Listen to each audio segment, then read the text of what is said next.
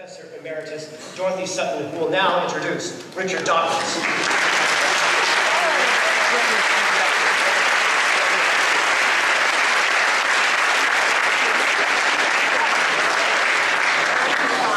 Don't worry, I will be brief. We all want to hear Richard talk. You know already that he's a world-renowned evolutionary biologist, that he taught many years at Oxford, and that the last 3 years of that was chair of public understanding of science. And public understanding means that he does not talk down to us, but instead he wants to raise us up to his level. He tries to do that, and we try to comply with that as much as possible.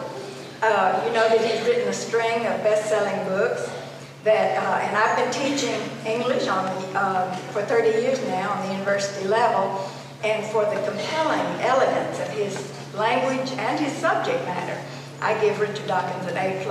You know that his seminal work, The Selfish Gene, changed the way scientists view natural selection, and that it has sold more than 1 million copies, and it's been translated into more than 25 languages. Richard Dawkins has been inducted into the Royal Society of Science, which includes such lesser luminaries as Sir Isaac Newton and Charles Darwin. But did you know he was also inducted into the Royal Society of Literature? What a wonderful blending of arts and sciences that is. Well, what's he like on a personal level? 12 years ago, he asked if he could read one of my Darwin poems to the audience when he was being inducted into the Royal Society of Science. There's your arts and sciences together again. I thought that was an extremely nice thing for him to do, and we've been steadfast friends ever since. As busy as he is, to take out time to be a friend to somebody over here in Kentucky. Well, I'm here to testify that he's one of the most caring, kind, and compassionate human beings that you could ever hope to meet. And he's most generous of himself and of his resources. The foundation that he has founded gives thousands and thousands of dollars for disaster relief around the world. But the most important thing you need to know about Richard Dawkins is that he is not a delusion. He's here in flesh and blood. A big Eastern Kentucky welcome for Richard Dawkins.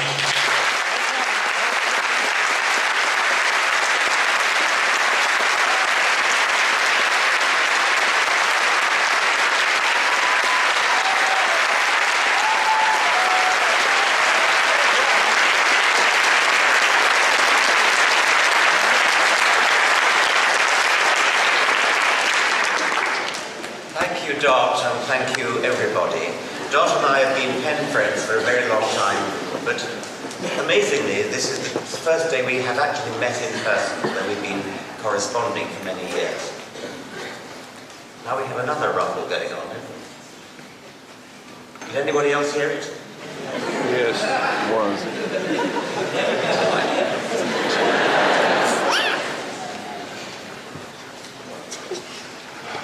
I was delighted to hear Sean Fairclough's speech and to welcome him to the Richard Dawkins Foundation. His book, you see there, is on display at the back and on sale, and he'll be signing it alongside me signing my books at the end.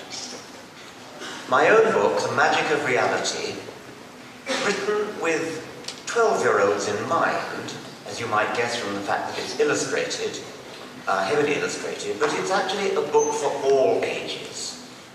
Maybe one could even say a book for the ages. There are 12 chapters. Most chapters follow the same format. Each chapter begins with a question like, what is the sun? Who was the first person? What is a rainbow? What is an earthquake? Each chapter begins with myths about the subject, myths about the sun, myths about earthquakes, and so on. And then we get to the main part of the chapter, which is the science. What really is the sun? What really is a rainbow? What really is an earthquake? The first chapter introduces the idea of magic, which I divide into three. Supernatural magic, Cinderella's fairy godmother turning a pumpkin into a coach, or frogs turning into a prince.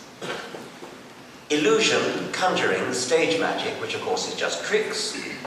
And finally, poetic magic, the one that I mean in my title. We're moved to tears by a beautiful piece of music, and we describe the performance as magical. We gaze up at the stars on a dark night with no light pollution. Breathless with joy, we say the sight of the Milky Way is pure magic. We use the same word to describe sunset over Grand Canyon, or an alpine landscape, or a rainbow against a dark sky. In this sense, magical just means moving, exhilarating, something that gives us goosebumps, something that makes us feel more fully alive. What this book tries to show is that reality, the facts of the real world, as understood through the methods of science, reality is magical in this third sense, the poetic sense, the good to be alive sense. Supernatural magic. It isn't just that frogs, as a matter of fact, don't turn into princes. There's a deeper reason why supernatural magic cannot happen. Frogs and princes and coaches are complicated things with many parts that need to be put together in a special way, a special pattern that doesn't just happen by accident. If they're not put together in that special pattern, they just don't work. Complicated means statistically improbable. And I'm talking about statistically improbable in a specific direction which you can specify in advance as being good for something. In the case of a prince, I'm not really sure what that's good for, but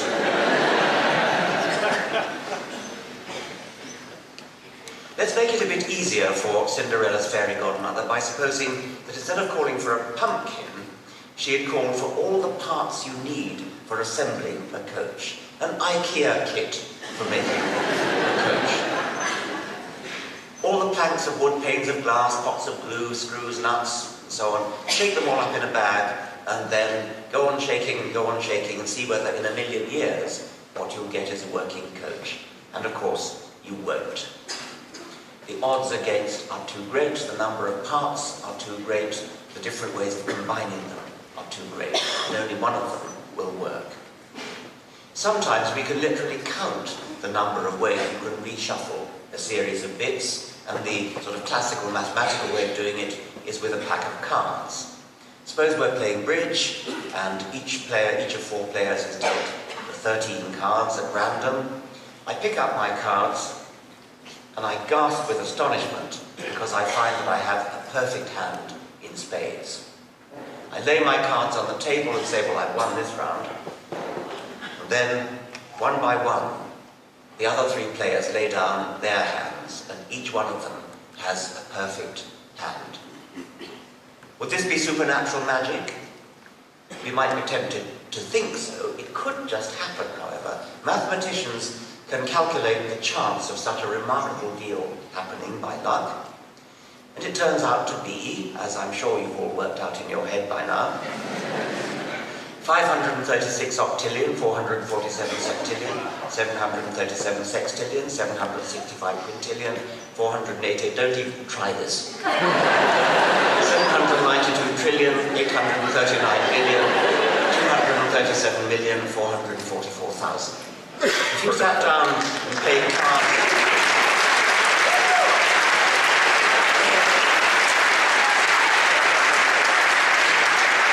cards for 1 trillion years, and you might on one occasion get a perfect deal like that. But actually, of course, that deal is no more unlikely than every other deal of cards that's ever been dealt. It's just that this particular one is special. We notice it. We don't notice all the others because they're just ordinary. Living things are very much not ordinary. They're not ordinary in the sense that they work. They fly, they swim, they dig, they pursue, they escape, they climb trees, they do things which are very, very improbable. And that could not come about by chance, that cannot come about by sheer random luck. It was the genius of Charles Darwin to realize how you could get organized complexity, statistical improbability on a staggering scale in the direction of usefulness in all sorts of different ways depending upon the species, but in general usefulness in surviving and reproducing. And Darwin's secret, of course, was not randomness, but the non-random process of natural selection. Spread out over many generations, there is a random element called mutation. Mutation is random, but each mutational step is not all that improbable, not too improbable to have come about by chance. When you have a large number of generations of mutation, each one random but then non-randomly selected in a cumulative fashion, then you get the prodigies of adaptive complexity which we recognize as living things. Chapter 2, who was the first person? Like most chapters in the book, it's headed by a few myths, and in this case I've got a Tasmanian Aboriginal myth and a Norse myth, a Valhalla myth of the origin of the first person. All cultures have had origin myths, all cultures have had creation myths, and I've just chosen 3 of them. The third one I chose was the Jewish myth of Genesis, the myth of Adam and Eve. I toss in the Judeo-Christian myth along with the others. There's nothing special about it, it's just a myth like any other. And then we come to the meat of the chapter. Who was the first person really? There never was a first person. Because every person had to have parents, and those parents had to be people too. And they had to have parents, and they were people too. There never was a first rabbit, never a first crocodile, never a first dragonfly. Every creature ever born belonged to the same species as its parents. They belonged to the same species as its grandparents, and so on. And its great-great-grandparents, and its great-great-great-great-grandparents, and so on, forever. Forever? No. It's not as simple as that. That's going to need a bit of explaining. A thought experiment. A thought experiment in your imagination. What we're going to imagine is not literally possible because we go way, way, way back in time, long before you were born. Take a picture of yourself, say a photograph of yourself, put it on the table. Lay on top of it a photograph of your father. Lay on top of that a photograph of his father, and his father, and his father, and so on, for a very, very large number of generations. A very, very large number of great-great-great-great-grandparents. How many greats do we need for our thought experiment? I should think about 185 million would do. It's not easy to imagine a pile of 185 million pictures. It would be about 220,000 feet high. That's more than 180 New York skyscrapers standing on top of each other. So we're going to tilt it on its side, put it in a bookshelf, running 40 miles. The near end of the bookshelf is a picture of you, next to it is the picture of your father, next his father, next his father, and at the far end of the row of pictures is your 185 million greats grandfather. What did he look like? An old man with wispy hair and white side whiskers? A caveman in a leopard skin? Nothing like that. That's your 185 million great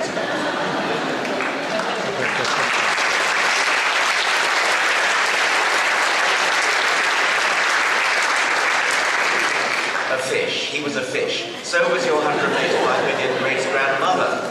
Or they wouldn't have got on.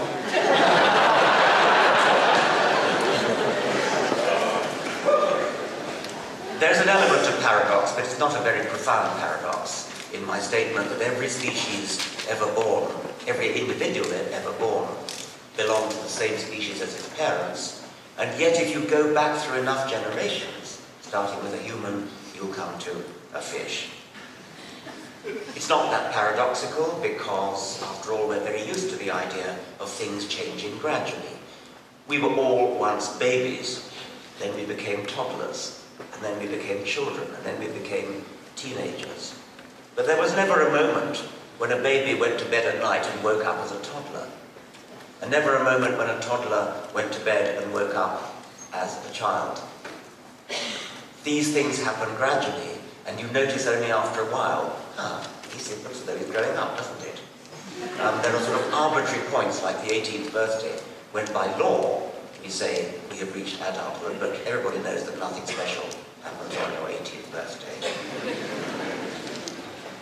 Let's go back along our row of postcards of photographs, pick out a few. There you can see your 4,000 great-grandfather, who was pretty much the same as us. Your 50,000 great-grandfather would have been a member of a different species, Homo erectus. But, to repeat my point, there never was a moment when a Homo sapiens baby was born to Homo erectus parents. It all happened much too gradually. You notice the change if you walk sufficiently far along the row of postcards. Or you notice the change if you travel sufficiently far into the past, what that means. But you don't notice the change if you just look at each generation one at a time. Your 250,000 great-grandfather, 6 million years ago, would have looked something like a chimpanzee, and it would have been the common ancestor of ourselves and chimpanzees. It would have been no more closely related to a modern chimpanzee than it is related to us. It was the common ancestor. It probably looked a bit more like a chimpanzee, which means that that lineage has changed a bit less than ours. Walking further along the shelf of pictures, we come to 25 million years ago, and your 1.5 million great-grandfather, who would have been perhaps something like a monkey. Your 7 million great-grandfather, 63 million years ago, might have looked a bit like a bush baby or a lemur, and would have been the common ancestor of modern bush babies and lemurs, and of modern humans and apes and monkeys, and would have been no more closely related to modern bush babies and lemurs than to us, though it might have looked more like them. Your 45 million great-grandfather, 105 million years ago, something like a shrew or a tree shrew. Your 170 million great-grandmother, 310 million years ago, the ancestor of all reptiles and of all mammals and birds. It's been drawn as sort of a bit like a lizard, but we don't know whether it was really like that. Your 175 million great-grandfather, 340 million years ago, the common ancestor of modern salamanders, it looks a bit like a salamander, and frogs, and of us. And then, this is where we came in, 417 million years ago, your 185 million great-grandfather, and fish. And of course we don't stop there. The line of picture postcards wends its way on and on into the past. And at some point we start to run out of fossils and they become less and less clear what our ancestors looked like, but it's fairly clear that they would have eventually been single-celled animals, single-celled creatures, or like bacteria perhaps. Now I'm going to skip to chapter 5, which is why do we have night and day, and why do we have winter and summer? Nobody has much trouble with night and day, if you know it's because the Earth spins on its axis. Winter and summer, there is a certain amount of problem here.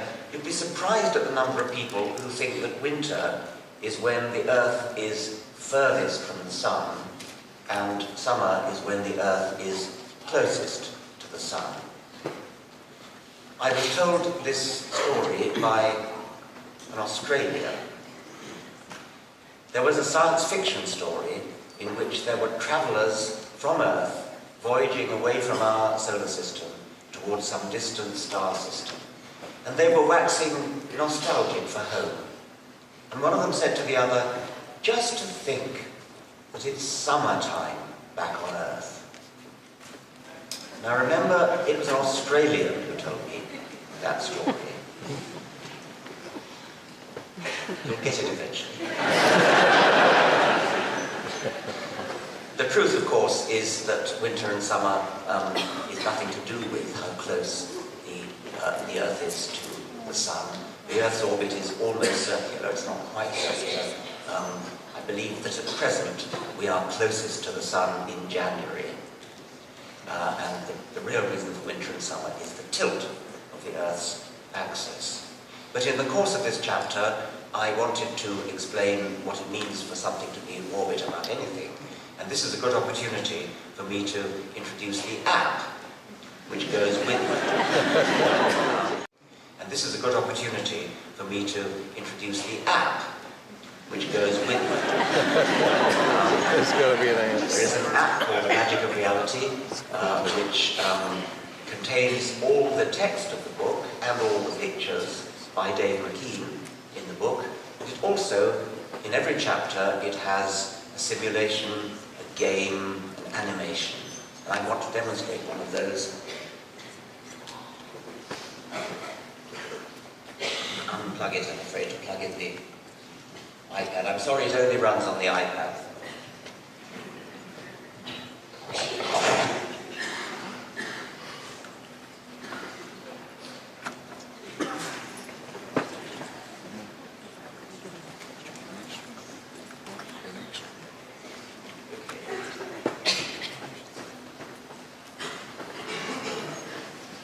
Isaac Newton, who more than anybody else worked out the principles of orbiting bodies, asked us to picture a cannon which would fire cannonballs at increasing velocity. And I'm going to try to do this. I placed my cannon on the top of the world in the North Pole, and there's a sort of pea shooter sticking out of the back of the cannon, which enables you to fire the cannon, and you control the velocity by pulling the pea shooter back different distances. And you can steer the up and down of the cannon as well. I'm going to try to do it, although I'm not very apt, is that the right word?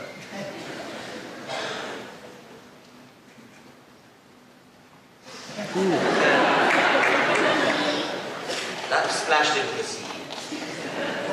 I'm going to fire it a bit faster. And that went into outer space. It tried to curl round and was about to go into orbit, but didn't quite make it and went off and reached escape velocity.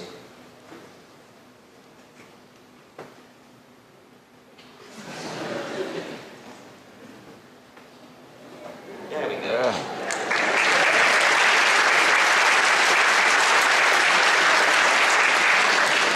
And while I've got the app plugged in, I might as well demonstrate a bit more from it.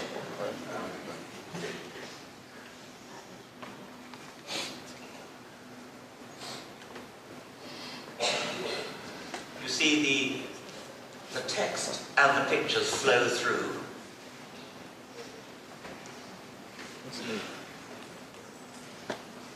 And what's that? That's another. Yes, you can have. Yes, that's showing the why they're winter and summer. But the spotlight's a bit fierce on the screen, so it's a bit harder to see. But you can tell that it's the side that's tilted towards the sun according to the sun.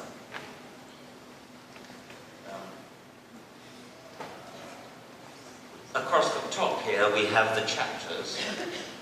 I'll go to what is a rainbow chapter. And then here we have the various pages of the chapter concerned, beginning with the myths as usual.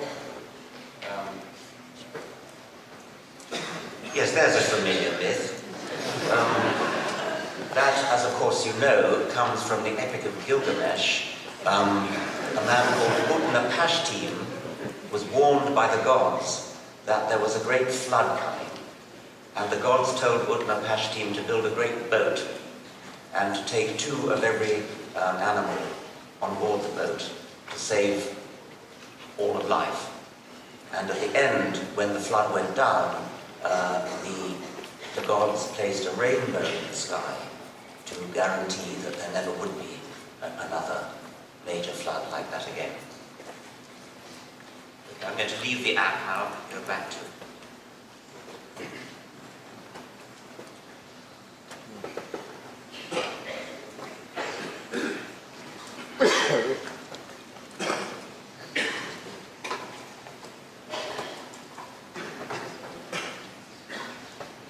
I'm now going to skip to chapter 9, which is called Are We Alone? This is a slightly unusual chapter because it's much more speculative than the others. Most of the other chapters contain quite a lot of what we already know. Of course, it's important that in science there's a lot that we don't know. And one of the main things we don't know is whether we are alone in the universe. It's a very interesting question. Most people are fascinated by it. Carl Sagan was once asked whether he believed that there is life on other planets elsewhere in the universe. And he said, I don't know, which is the right answer. But his questioner then pressed him and said, but what is your gut feeling? And Carl Sagan immortally replied, but I try not to think with my gut.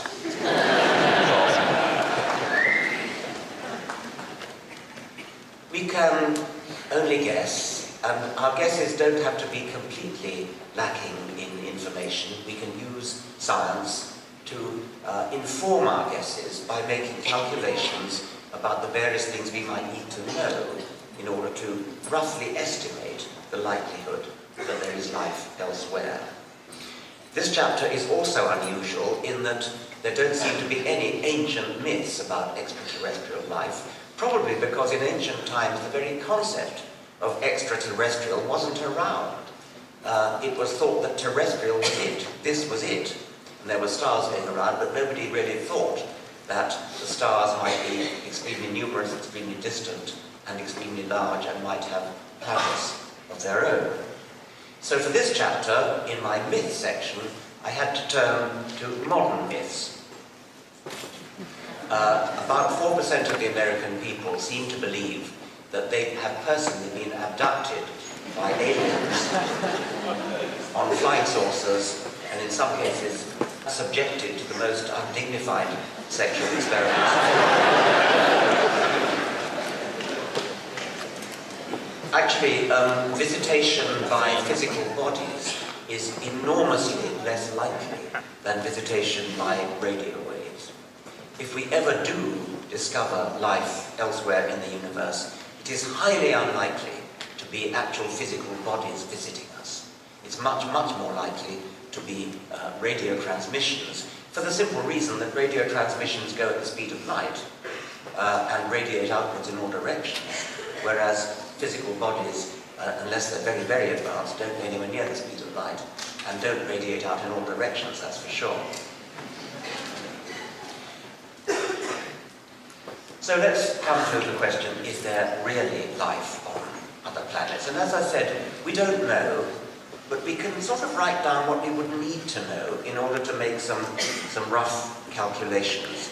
And one of the things we would need to know is how many stars there are and how likely it is that they have planets. Well, the number of stars is simply prodigious. The next slide shows a simulation of a rocket, let's say, retreating away from the sun. So there's the sun, and now we're retreating away from it. And it's now invisible, it's become too small to see. We're going further and further and further away from our home. And now we see the Milky Way galaxy. And then we see other neighboring galaxies. Now those are all galaxies, those things that we see retreating. A reasonable estimate of the number of stars in the universe is about 10 to the 22.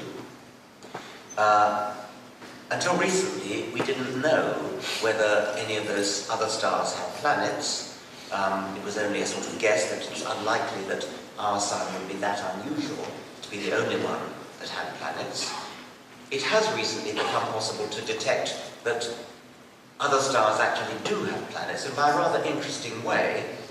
You can't actually see them directly, or it's very difficult to see them directly, because they're too small and they're too dim, because they only shine by reflected light from their star, rather than emitting light like the star itself.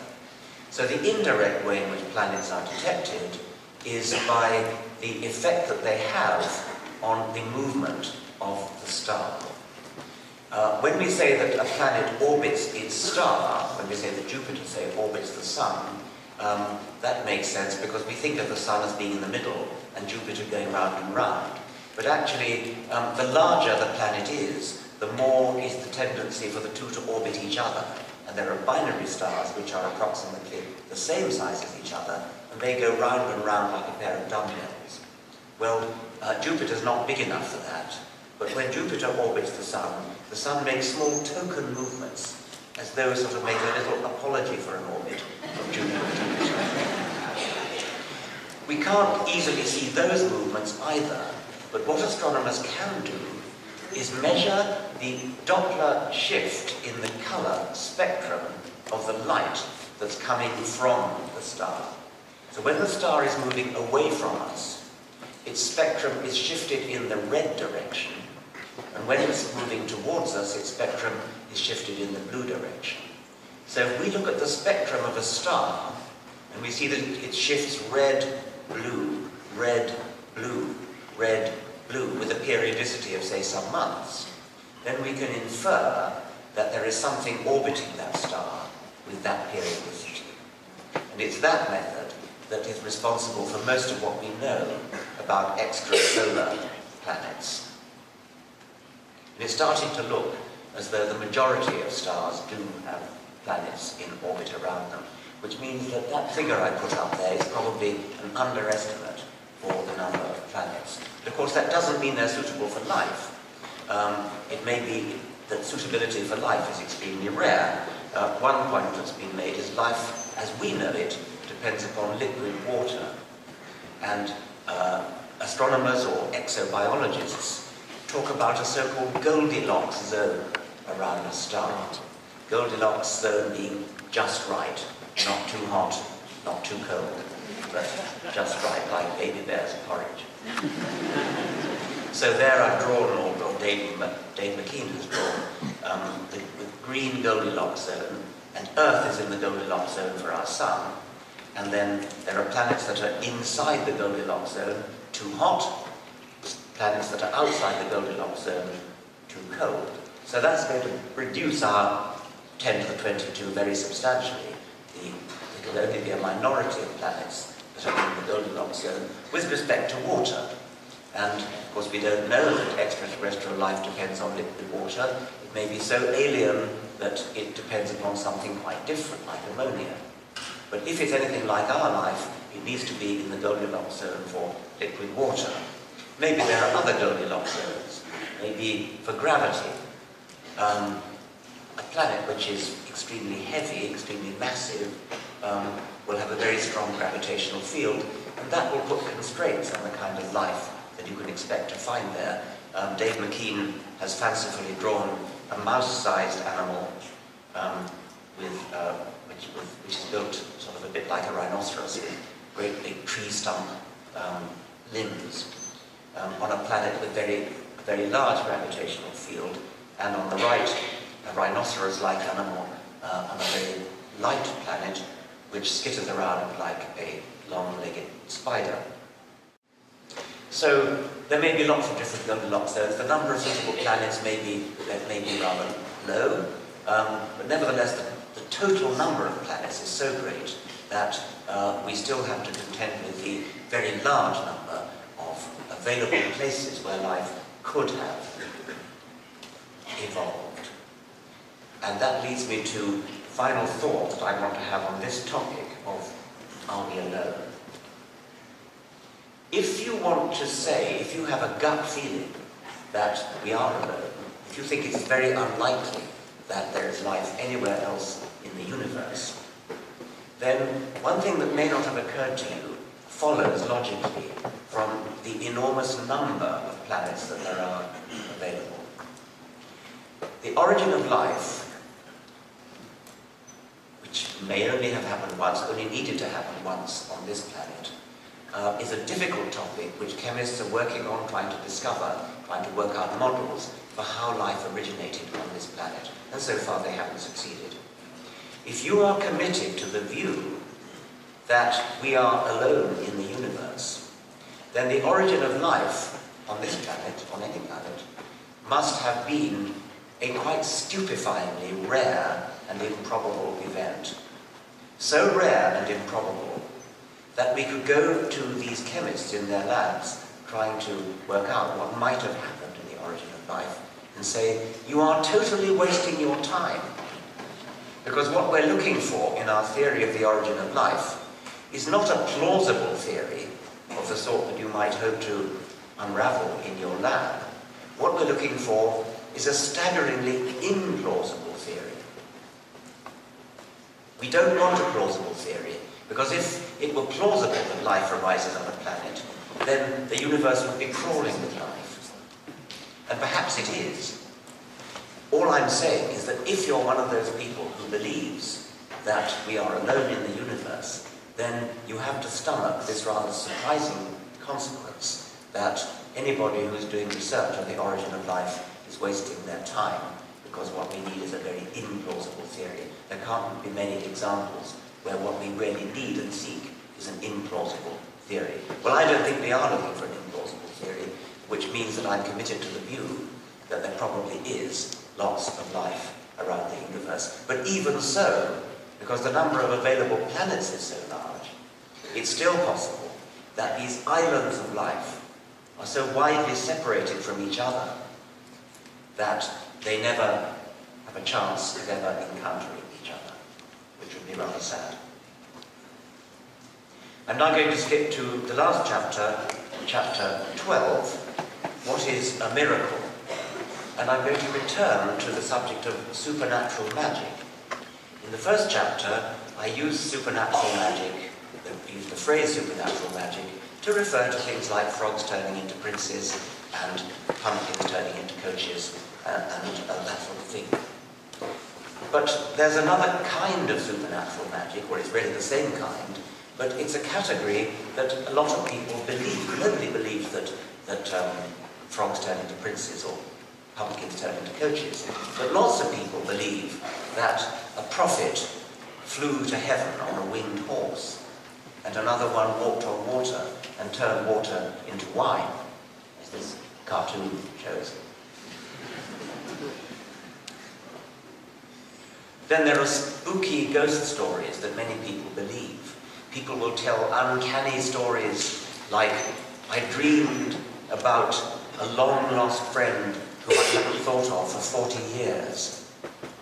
And the very next morning, I woke up and found that he died in the night. Probably all heard stories like that.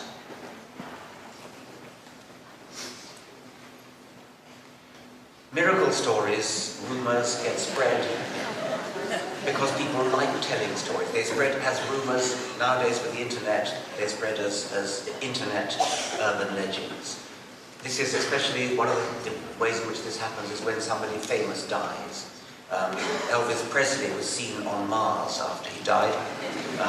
Marilyn Monroe came back as a lettuce. Soon after Michael Jackson died in 2009, an American television crew was given a guided tour of his mansion called Neverland. And in one scene of this film, people thought they saw the ghost of Michael Jackson at the end of the long corridor. Well, I looked at the recording and I must say I wasn't that impressed, but it was enough to start rumors flying around the internet. Michael Jackson's ghost was seen all over the place, including in the hood of a car. See up there? You and I will probably recognize that these are just some clouds reflected in the car, but the eye of faith can see the face of Michael Jackson, and as you probably know, the face of Jesus and the face of the Virgin Mary are frequently seen in things like frying pans and pizzas and slices of toast.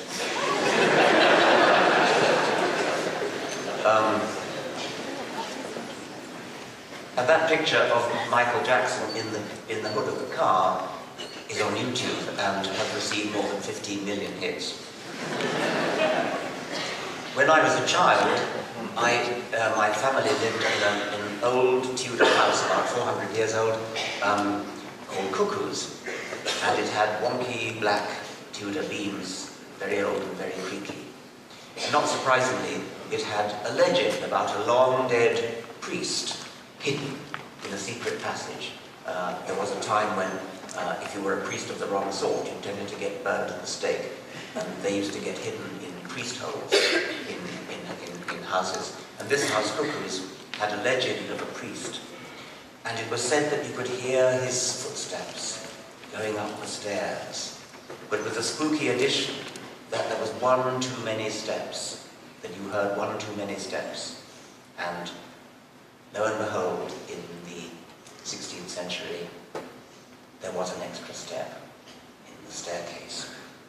Well, I told that story to my school friends, no doubt gained great kudos and prestige from telling this wonderful ghost story. It never occurred to me to ask how good the evidence was. It was enough that the house was old. My friends were impressed when I told them the story. People get a thrill from passing on ghost stories. And the same applies to miracle stories. If a rumor of a miracle gets written down in a book, then the rumor becomes hard to challenge, especially if the book is ancient. It becomes a tradition, and it becomes treated with greater respect for being old, when you might think it would be treated with less respect because there's been more time for it to get distorted. What about those strange stories of having a dream about a long-forgotten uncle who you haven't thought of for 40 years, and then the morning after you dream about him, you wake up to discover that he died in the night?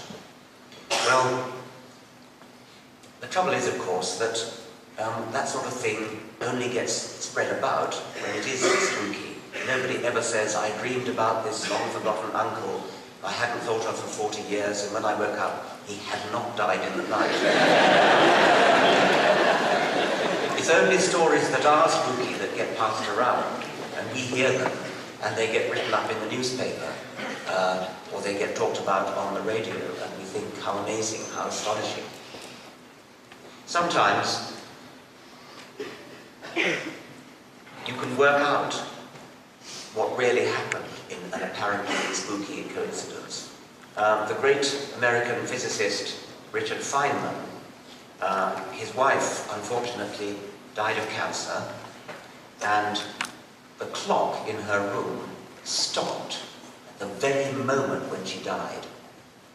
What an amazing, spooky story. But Feynman was not a great scientist for nothing. He worked out what really happened.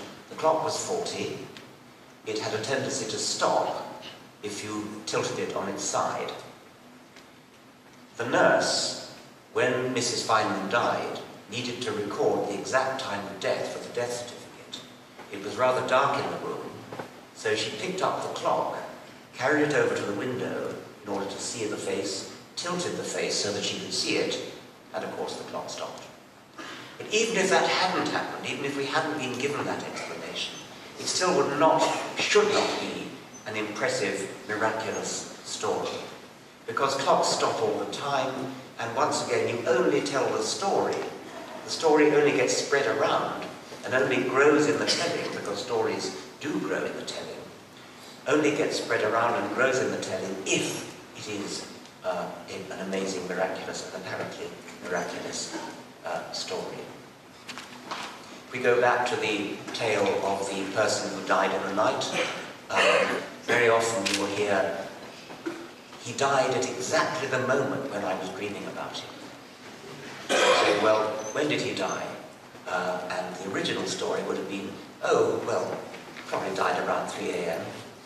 When were you dreaming? Well, I suppose it could have been approximately 3 a.m. And before you know where you are, when the rumours start spreading around, that about and that approximately gets shaved off because it makes the story better. People enjoy telling a good story. A famous miracle story is the miracle of the Virgin of Fatima. In 1917, at Fatima in Portugal, a 10-year-old shepherd girl called Lucia, accompanied by her 2 young cousins, claimed to have seen a vision on a hill. It was a woman, Virgin Mary, who said that she would keep returning on the 13th of every month until October the 13th, when she would perform a miracle to prove that she was who she said she was. The rumours of the miracle spread throughout Portugal, and on the day, the 13th of October, a vast crowd of 70,000 people is said to have gathered at the spot. And the miracle is alleged to have happened. It involved the sun. Exactly what the sun is supposed to have done vary. To some witnesses it seemed to dance in the sky. To others it seemed to whirl around like a Catherine wheel. The most dramatic claim was that, quote, the sun seemed to tear itself from the heavens and come crashing down upon the horrified multitude. Just when it seemed that the ball of fire would fall upon and destroy them, the miracle ceased, and the sun resumed its normal place in the sky, shining forth as peacefully as ever. What really happened at Fatima? First possibility, the sun really did come crashing down. Second, 70,000 people experienced a mass hallucination. Or third, nothing happened at all, the whole thing was misreported, exaggerated, or just made up. Well, the first possibility would have involved not just people in Portugal, but everybody in the daylight half of the world would have seen it, and what's more, it would have been the end of the world. Second possibility, 70,000 people experienced a mass hallucination. Well, that's not so improbable, but it seems far more likely that the whole incident was simply made up, never happened, exaggerated. Rumours spread. Maybe, well, one thing that happened was that Lucia told the people to stare at the sun, which is a very silly thing to do, by the way. And that in itself might well have produced a sort of hallucination of the sun moving. And if only some people saw that hallucination and told others, the story would have become exaggerated and spread until it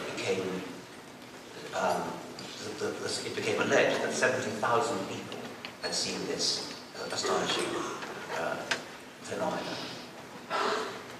So the purpose of this chapter on miracles is really to encourage young people to think critically and to evaluate evidence rather than just believe what they're told because it sounds good. I don't want to give the impression that science knows everything, far from it. Science is constantly asking questions, constantly opening new doors, constantly searching and changing and admitting mistakes. Not even the best scientists of today can explain everything. But this doesn't mean that we should block off all investigation by resorting to phony explanations invoking magic or the supernatural, which don't explain anything at all. Just imagine how a medieval man, even the most educated man of his era, would have reacted if he'd seen a jet plane, a laptop computer, a mobile telephone, a GPS device. Any one of those would have been called a miracle. We don't have to go back as far as medieval times to make the point. A gang of Victorian criminals, equipped with modern cell phones, could have coordinated their activities in ways that would have looked like telepathy to Sherlock Holmes. And in Holmes's world, a suspect in a murder case who could prove that he was in New York the evening after the murder was committed in London would have had a perfect alibi. Because in the late 19th century, it was literally inconceivable that somebody could be in New York and London on the same day. Of course, nowadays it's commonplace. The eminent science fiction writer Arthur C. Clarke summed up the point as Clarke's third law. Any sufficiently advanced technology is indistinguishable from magic. If a time machine were to carry us forward a century or so, we'd see wonders that today we might think impossible, miracles. The more you think about it, however, the more you realize that the very idea of a supernatural miracle is incoherent nonsense. If something happens that appears to be inexplicable by science, we can safely conclude one of two things. Either it didn't really happen, the observer was mistaken or was lying or was tricked, or we have exposed a shortcoming in present-day science. If present-day science encounters an observation or an experimental result that it can't explain, then we should not rest until we've improved our science so that it can provide an explanation. And if that requires a radically new kind of science, a revolutionary science so strange that old scientists scarcely recognize it as science at all, that's fine too. It's happened before, and it'll probably happen again. Actually, it may even be happening at this very moment, because as you may have read, there's an experiment involving the Large Hadron Collider in Geneva, firing neutrons some many miles, being picked up in Italy, and the speed of the neutrons has been measured as faster than light. Well, that goes directly against Einstein's special theory of relativity. So if that finding, if that observation is verified, because an extraordinary result like that would need a lot of verification, if it is found to be true, eliminate the first of the possibilities. If it's found to be true, then physics would have to be faced with either abandoning Einstein's special theory of relativity or acknowledging the possibility of going backwards in time. And both those things would be very revolutionary. The Large Hadron Collider, by the way, is a deeply moving piece of apparatus. It's something that has literally moved me to tears when I went there, because it is such a gigantic enterprise in human cooperation. It made me literally proud to be a member of my species, and I felt the same thing when visiting great telescopes in California. I expressed that emotion in my last book, The Greatest Show on Earth, but unfortunately the Large Hadron Collider was misprinted as the Large Hard-On Collider.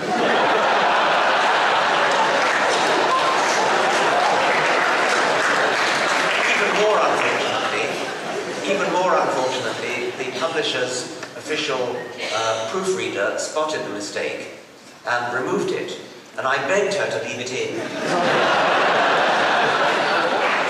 But she said it was more than her job was worth. Science has to acknowledge that it may be wrong, and it frequently does acknowledge it. It makes successive approximations to the truth. Don't ever be lazy enough, defeatist enough, cowardly enough to say, if there's something I don't understand, it must be supernatural. It must be a miracle. Say instead, it's a puzzle, it's strange, it's a challenge that we should rise to.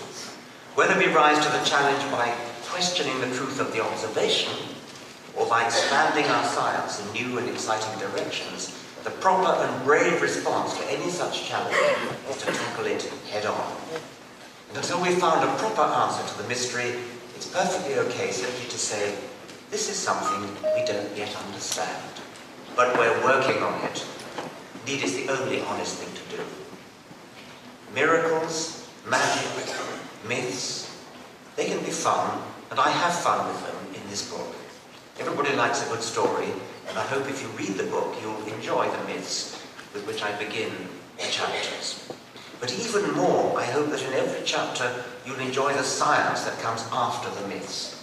I hope you'll agree that the truth has a magic of its own. The truth is more magical, in the best and most exciting sense of the word, than any myth or made-up mystery or miracle. Science has its own magic, the magic of reality. Thank you very much.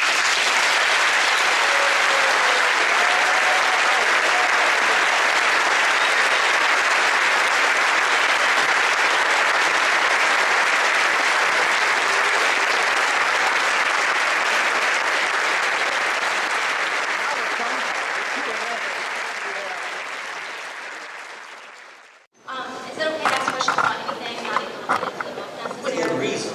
Okay.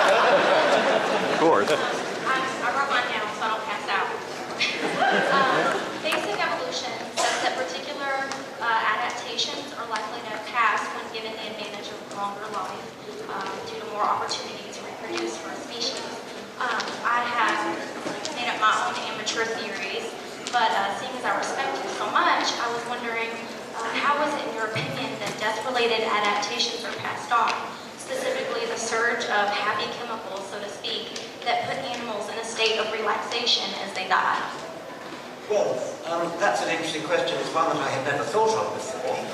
If it's true that there is a surge of happy chemicals that puts animals into a happy state when they die, I presume you mean something like a gazelle, the moment when the lion's jaws close on it, has a happy surge. Is that what you mean? No.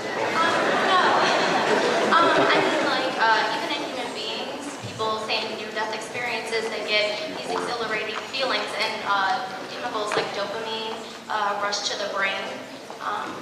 Well, I must say I look forward to that.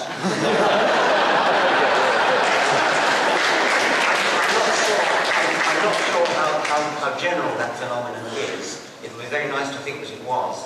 I think you're right to be at least momentarily skeptical that one could come up with a Darwinian explanation for it.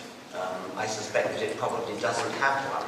If it's a real phenomenon, it's probably a byproduct of something else. I wouldn't go searching too assiduously for a Darwinian explanation for that phenomenon. Thank you very much. Thank you, it's an honor.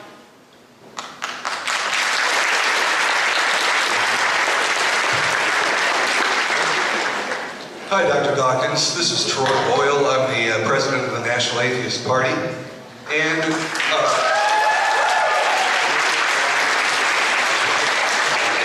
one of the things that I find happening in debates on Facebook and online and anywhere else that theists and atheists come to loggerheads is one that I like to typify by saying that it seems at the end of all debate that the theist is happier with what they consider to be their emotional truth rather than an objective or scientific standard for truth. And I'm curious how you would address that dichotomy. I've noticed something similar. You'll sometimes hear people say, oh, well, in my life quest, I tried Buddhism, but that didn't seem quite right for me, and then so I thought I'd try Christianity. And, well, Christianity was all right, but I didn't find it all that consoling. And then I tried Judaism, and it's as though what they're seeking is what makes them feel good, rather than what's true. And I can't get my head around that. I mean, it seems to me that the fundamental propositions of religions are existence propositions. They're propositions about the way things are. Either there is a God or there isn't. Either Jesus is the Son of God or he wasn't. Either Muhammad was a holy prophet or he wasn't. And so whether people's feelings are tickled by a particular religion, whether they feel happy because of their belief in God, is absolutely irrelevant to the question of whether God is true. And I cannot bring myself to overcome my desire to know what's true in order to just be cheerful. I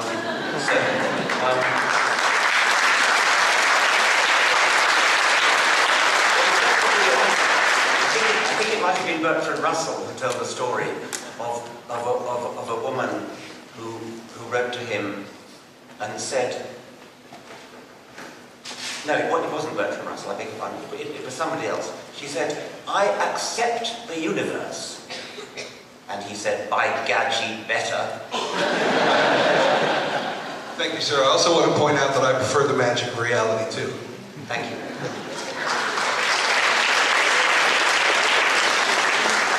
Hey, Dr. Dawkins, I appreciate you being here today. So, I guess when you were talking about there was never really a first human being, I was following your points, but I also kind of brought up questions of identity for me. If there was no, it's kind of a three-part question, so hang with me. If there was no first person, what am I? How do we judge the innate value of a human if each person is, quote-unquote, more advanced than the previous generation? And does this how should we interpret this with races? What an excellent question. Yes, absolutely. What it means is that there was no first person, and you are wrong to even try to draw a line around the species Homo sapiens and to say that there is a unique humanness which separates humanity from all other species. If you think about it, the very idea of there being a separation between humanity and all other species is deeply unevolutionary. It's rather like trying to judge the moment when an embryo becomes human, the moment of conception or 3 weeks after conception or whatever it is. It's a nonsensical question. And it's even more nonsensical in the evolutionary sphere, because it really is true that there never was a sudden moment when in the generation of our ancestors you could say, right, these parents were not human, this child is human. It never happened. Now the reason why it's possible for us to construct a system of law, a system of morality, which is species-based, which singles out humanity for unique treatment and treats all other species differently. The reason why we can get away with that is the accident of history that the intermediates happen to be extinct. If the intermediates were still around, and imagine as a thought experiment that somewhere in the African jungle, explorers discover a whole series of intermediates between humans and chimpanzees, so close to each other that it's possible to interbreed with them in a continuous daisy chain all the way from us to chimpanzees. Thus I can mate with A, who can mate with B, who can mate with C, who can mate with D, who can mate with a chimpanzee and produce fertile offspring all the way. Now, that has got to be in principle possible if only the intermediates hadn't happened to go extinct. If we could only reach out in a time machine and bring those intermediates back to life, then it would be possible to construct such a daisy chain of interbreeding, fertile interbreeding all the way between us and chimpanzees, and which would mean that the only way to come to a point about race, it means that the only way to accept our species' law and ethics would be to have ludicrous courts of law, rather like they did in South Africa, where they had courts of law to decide whether people were black or counted as white. You would have to have courts of law to decide whether such and such an individual counts as human. So our human-centered ethics, our human-centered morality, which pervades almost all of religious morality that I'm aware of, is entirely based upon the accidental fact that the intermediates in evolution happen to be dead. Thank you.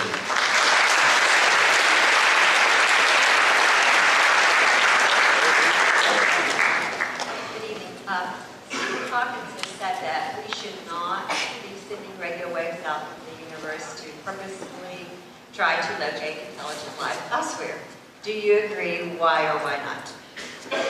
Well, no, because what he's worried about is that it will call attention of extraterrestrial beings to our existence, and they might come and eat us or something. But in order for that to happen, they would have to be close enough to reach us. And I made the point earlier that the speed with which bodies can physically move is so much slower than the speed with which radio signals can move, that I think we're probably pretty safe to allow evidence of our existence to radiate outwards. And I think also it's probably worth the money, by the way, to be doing the opposite, SETI, listening with parabolic dishes, listening for signals from elsewhere.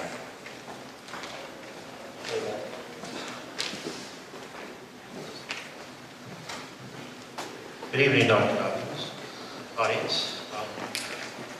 As Christopher Hitchens likes to say, if you would kind enough to permit me to clear my throat for a few seconds here. as it's not every night, Richard Dawkins is in Richmond, Kentucky. Benjamin Franklin, feel free to chime in. Benjamin Franklin once advised, write something worth reading or do something worth being written about. It must be very satisfying then to now have accomplished both. After giving Darwin a second wind and Hamilton's idea of wings to fly, you spearhead the movement to raise the consciousness of the world. You're nothing if not ambitious. The Jefferson said, enlighten the people generally, enlighten the people generally, and tyranny and oppression of body and mind will vanish. I do have a question. And indeed, sir, in my own life, the change in my youth of fear, guilt, shame, with their imaginary flowers have been broken, that I may now embrace the living flower. To borrow from Thoreau, I built my castle in the sky. Its name was cognitive dissonance, but without the persistent efforts of yourself and others like you, building that foundation for it, I might never have moved in. You have my profound gratitude. My question is, generations from now, when perhaps some of us in attendance are going through the history of scientific thought with our grandchildren, just in case, as Kipling put it, the truth you've spoken gets twisted by knaves to make a trap for fools, what specifically should we tell them was the great hope and intention of Richard Dawkins on the night that we all had the great pleasure of attending his lecture in Richmond, Kentucky? Thank you. Goodness, right.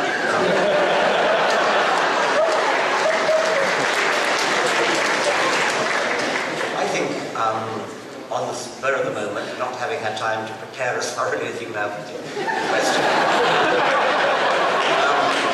I would say that I would look forward to a time when all children are brought up to think for themselves, are taught to believe things only when they hear evidence for it, and are taught to mistrust authority, tradition, revelation, faith, and just rejoice in being in the real world and rejoice in having a brain which is capable of apprehending the real world, not just with our senses, but with all the faculties of scientific thought, so that they will grow up having as full an appreciation as possible of the universe into which they happen to have been born and of the history of events that led them to be here, because that is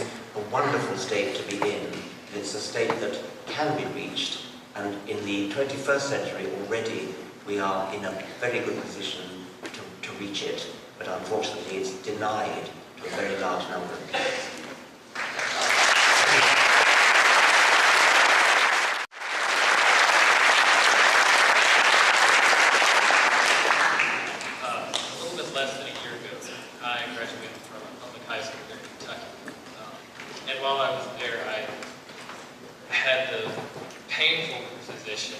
But I think rewarding one.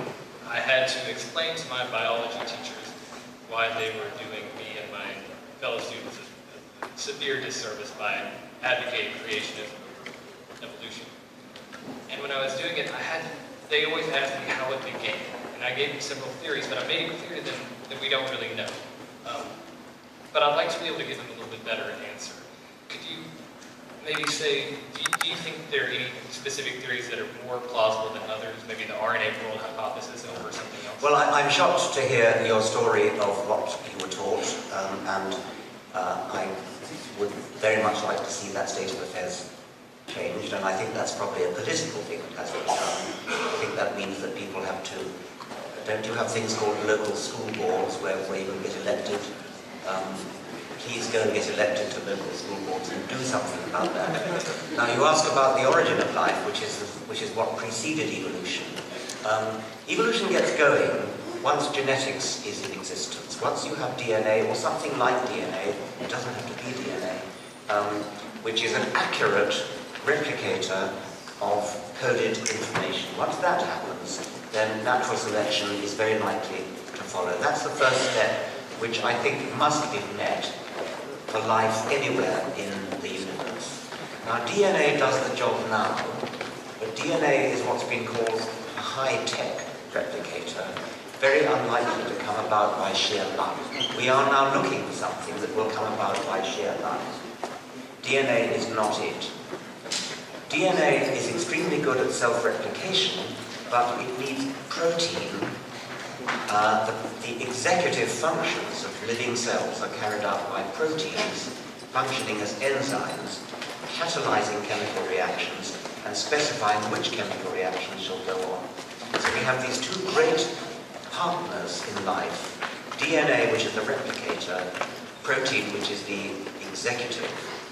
And each one is very good at its job and completely useless at the other. There is a catch-22 of the origin of life, which is that you can't have DNA functioning as a replicator without protein, and you can't have protein without DNA to specify the sequence of amino acids. You mentioned the RNA world theory. RNA, which is like DNA but not quite, is a moderately good replicator and a moderately good enzyme, a moderately good catalyst. RNA, in other words, can do both jobs. And the RNA world theory is a very interesting one because it proposes that the original progenitor was RNA, which did both jobs, both the replication job later taken over by DNA and the executive job later taken over by protein. And I think that probably the answer to your question is that of all the available theories at the moment, the RNA world is the one that seems to be the most promising. But your ex-teachers, or whoever it was you were arguing with, should not need to have a theory of the origin of life in order to know that their alternative is total baloney, because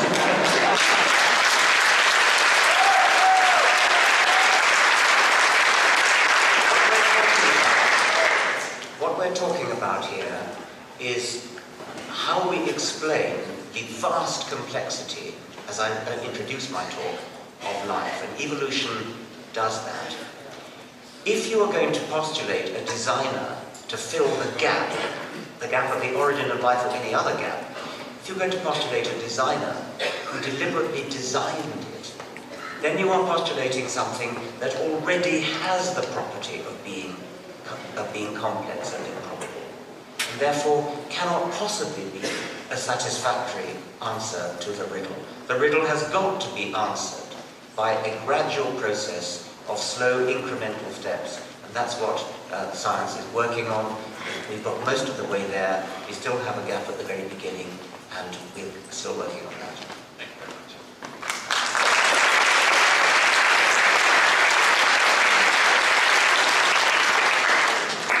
Dr. Dawkins, it's very exciting to be in the same room with you tonight. My name is Joshua Gibbons, and I am a student from Brescia University. It is a small Catholic university in Owensboro, Kentucky, and I prefer the magic of reality. Thank you.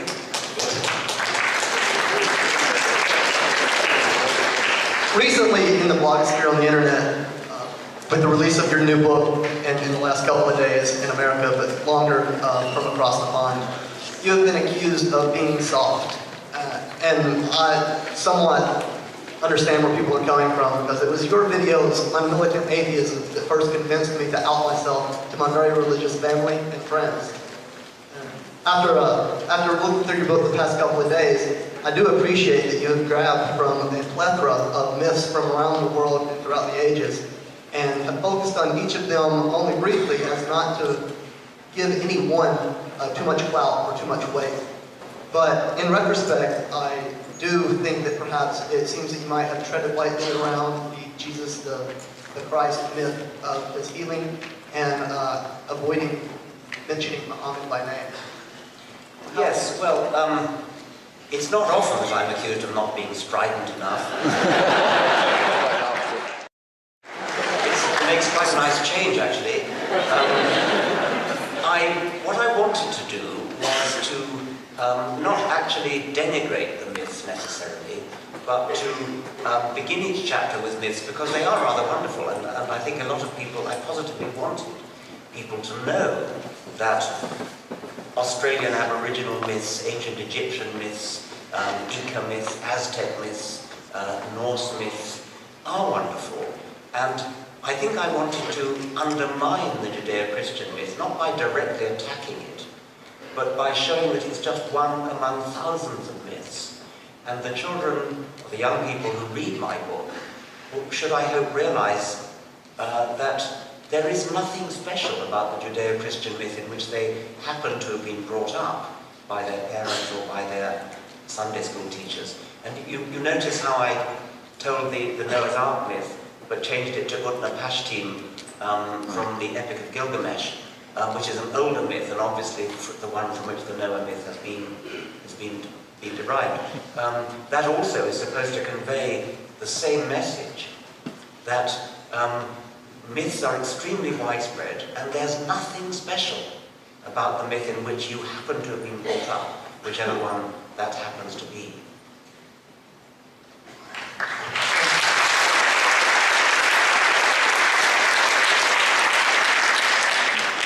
As Dr. Dawkins is willing to take more questions, we're going to have 3 more questions. And please pose your questions directly. So after this, Professor Dawkins and Mr. Sean Fairclough is going to take part in the book signing. It's a long day for them. Yes, it is. Hi, my name is Chris Booth. I'm a student at Pennsylvania University in Lexington, Kentucky. And this summer, I was browsing the internet and I came across this article on National Geographic's website where these scientists were looking at I think it was a radiation map of the universe, and they noticed abrasions in parts of it, and they kind of hypothesized that might lead to proof of an existence of an alternate universe. So my question, or series of questions, would be, what are your thoughts as an esteemed scientist on the possible existence of multiverses, or the multiverse idea? Right, this is a very interesting idea which quite a number of physicists are now entertaining. The idea that the universe that we can see, the universe that we believe began with the Big Bang 13.7 billion years ago, is only one universe among many, and they sometimes speak of a bubbling foam of universes, in which our universe is just one bubble. There is some evidence for this, I understand. They would have to talk to a physicist. One of the things that the multiverse theory is used to explain is the fact which some physicists allege, which is that the fundamental constants of physics, sort of half dozen or so irreducible numbers that they have no explanation for, but simply accept as numbers, that these numbers had to be the way they are, or very close to the way they are, or the universe as we know it could not have come into existence, could not have lasted long enough, say, to produce life.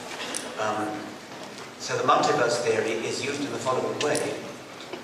Each of the different universes in the bubbles has a different set of laws and constants, and only a tiny minority of them have the properties needed to give rise to us, and we by definition have to be in one of that minority. That's known as the anthropic principle.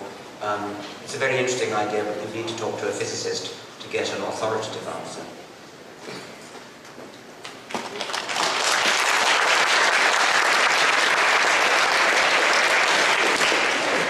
Good evening. Recently, a scientist at some convention, whose name escapes me, said that the purpose of life is to hydrogenate carbon dioxide. This seems to imply that the first prokaryotic cell, or perhaps a series of them, were born out of a state of disequilibrium between certain elements in the environment of Earth. What are your thoughts on the implications for that in that alone as an idea, but also in other worlds and other solar systems as well? You're not going to get a very well-informed answer from me on that. I said the last question was a question for a physicist. This is a question for a chemist, which I'm not, and perhaps you are. So given that we've only got one more question, and we haven't got time, I think I would just be waffling if I tried to answer that. Sorry. Good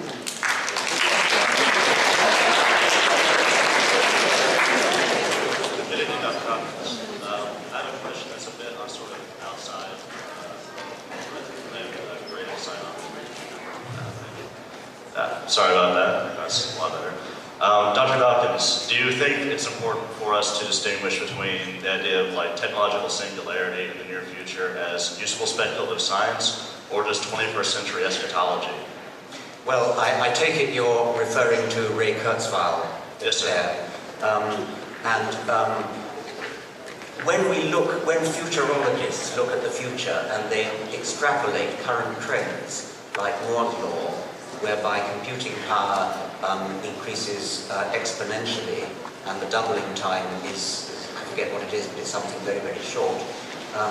You can extrapolate to the point where something very strange, the so-called singularity, happens. This is futurology, this is science fiction, it's interesting speculation, and I'm interested in that sort of speculation, but I wouldn't have any kind of very well-informed answer to give. I like science fiction, but that's what it is.